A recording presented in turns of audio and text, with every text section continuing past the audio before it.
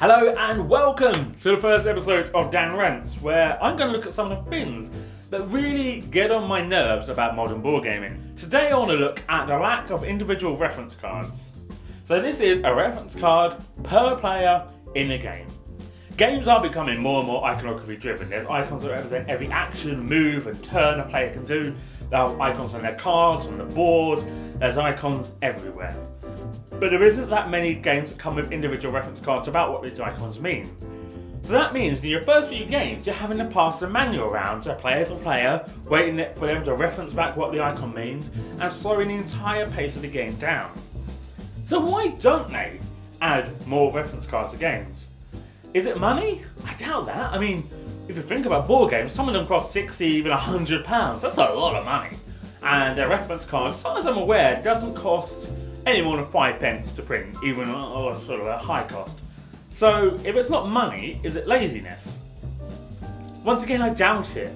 Board games take thousands of hours to make.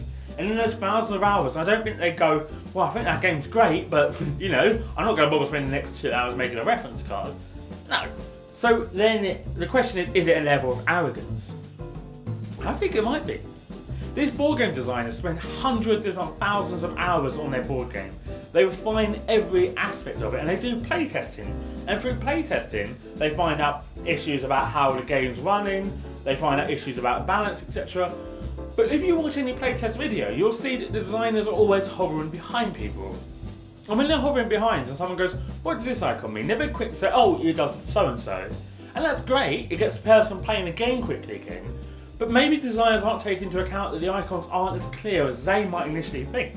After all, they spent those hours on this game. They know what each icon means. They've studied the board game for thousands of hours. They try to refine every bit of it and every icon that makes perfect intuitive sense to them. I'm a programmer by trade, and I'm more than anyone is probably guilty of the idea that everything I do is intuitive. I've made scripts before and I go, I don't need to write help documentation for those. It makes perfect sense. Someone will be able to pick it straight up. I'm wrong. Most of the time, I'm wrong. And I think that's what's happening with the board game industry is we have this sense that the icons make perfect sense. And a lot of the time, they do make perfect sense if you played other games. Or if you played lots of other board games that have similar sort of iconography. But that doesn't work for gateway games, and this happens in gateway games as well. So I think we really do need to get to a point where we have individual reference sheets for each player in the game. Because it would just make the hobby a lot more enjoyable for everyone and a lot easier to get into.